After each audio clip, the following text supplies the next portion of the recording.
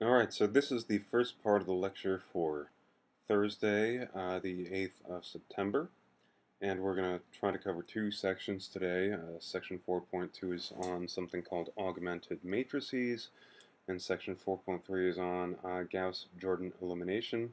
These are a lot of big words, but don't worry, we will get through this and make sense out of it.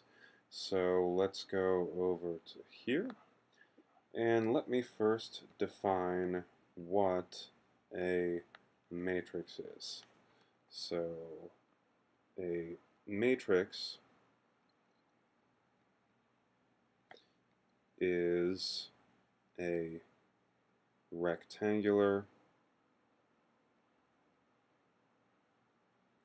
array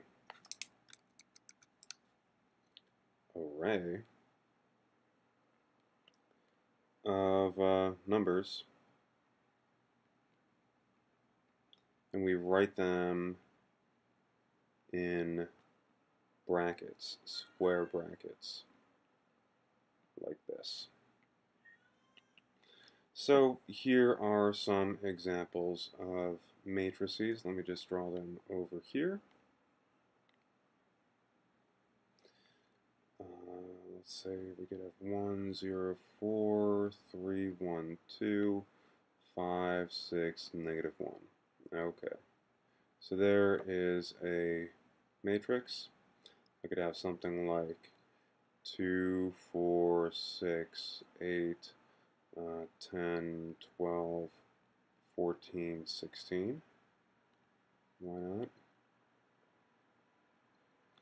Or I could have something like 5, 6, 7, 2, 3, 4.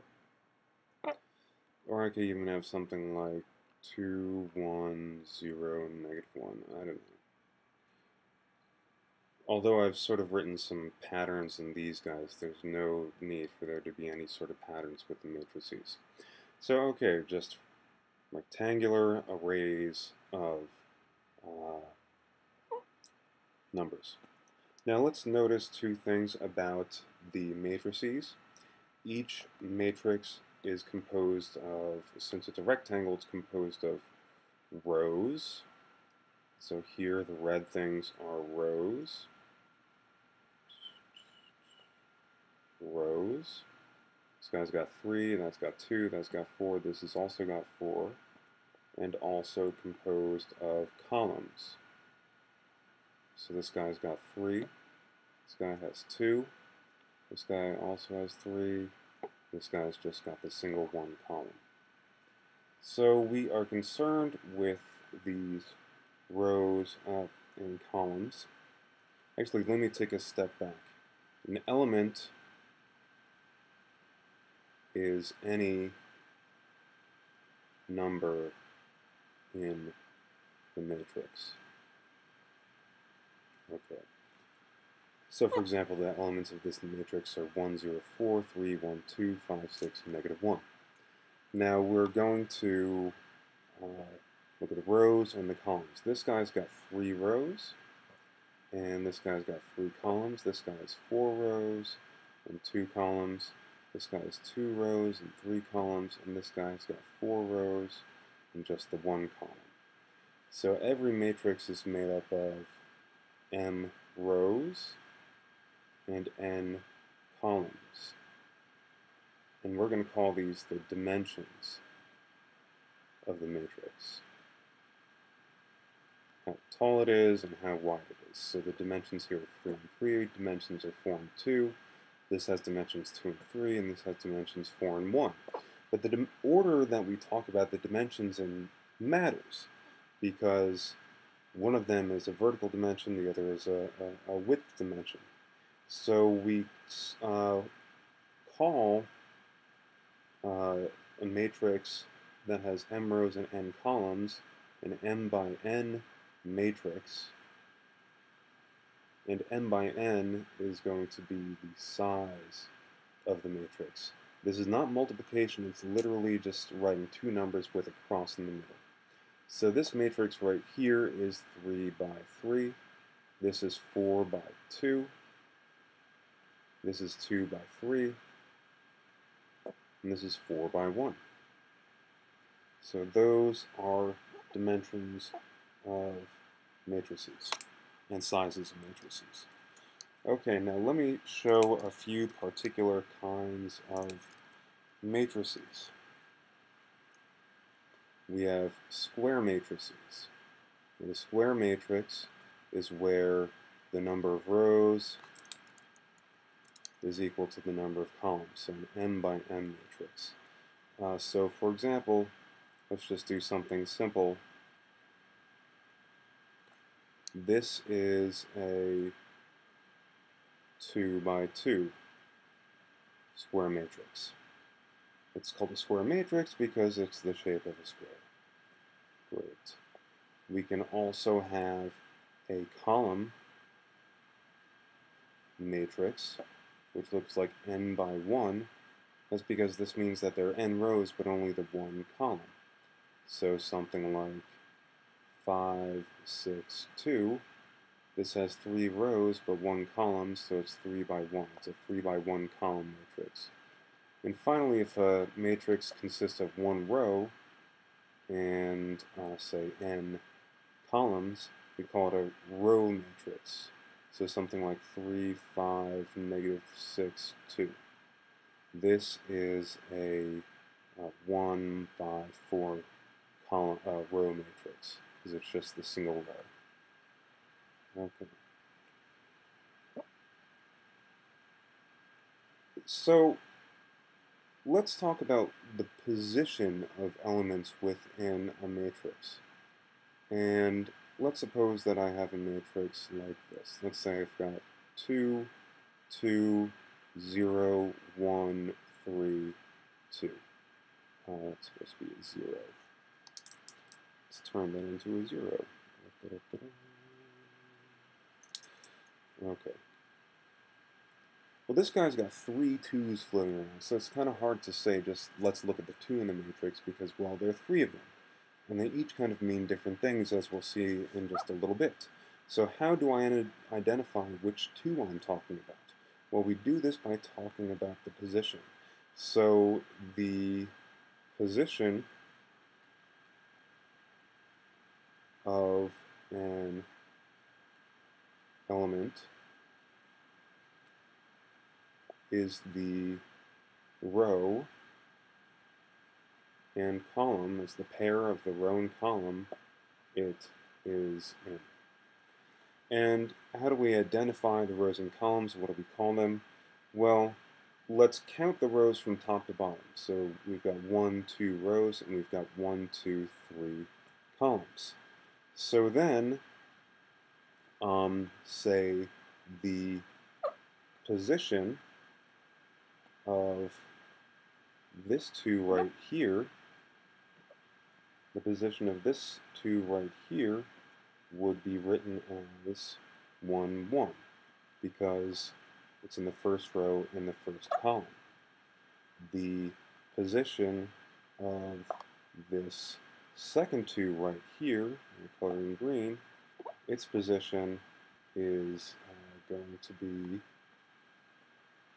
it's in the first row still, but it's in the second column, so we write its position as 1, 2. And the position of this last 2 over here, well, it's in the second row, and it is in the third column, so its position will be 2, 3. Its position will be 2, 3, because it's in the second row and the third column. Now, don't misinterpret this as 11 or 12 or 23 because there's no confusion. Because there are only 3 columns and 2 rows, so 11, there is no 11 floating around, there's no 12, there's no 23. That's what it is. Now we also will denote the positions of, well, excuse me, let me take a step back. So the ij entry of a matrix is the element in row I in column J. And we often denote this by writing A sub I J. So what this means then is, let's take a look at the matrix that we have down here in the middle, at the bottom middle. So that means that since 2 is in the 1, 1 position, A11 is 2. A12, the first row of the second column, is also 2.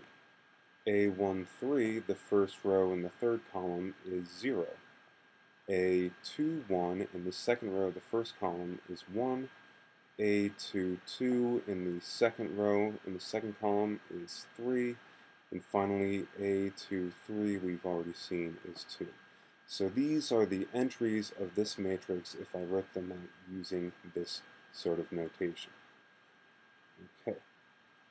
Now the last thing that I would like to talk about now is the so-called principal diagonal of a matrix. And what is that? Well, let me draw 3 different matrices. So 1, 2, 3, 0, 4, 0, 2, 8, 16, something like that. Let me draw just 2 more matrices. 4, 2, 0, 3, 9, -1, 2, 0. And let's draw something that looks like 3, 3, 2, 1, 4, 3, 8, 9, 2, 2, 2, 1. Okay. Well, the principal diagonal is going to consist of the entries A11, the entry A22, the entry A33, etc. So what does this mean in terms of these entries? Well, A11 in this first matrix is this guy right up here. A22, the second row, second column is right here. A33, which is the third row in the third column, is right here. So the principal diagonal is actually just the diagonal starting from the upper left corner going down to the lower right corner. But that only happens with square matrices. When I deal with a rectangular guy like this or like this, different things happen. So here, A11, first row, first column is 4. A22, second row, second column is 3. Well, A33, there is a third row, but there's no third column, so I'm done. So it's just this diagonal right here that stops. Over here, I start at A11, which is up here. A22 is the second row in the second column. A33 is the third row in the third column. I would keep going to A44, but this doesn't have a fourth row, so I'm done, and this is my principal diagonal. So basically, the principal diagonal is you start in the upper left corner, and then you just move one down and to the right, one down and one to the right, etc., and that will be your diagonal.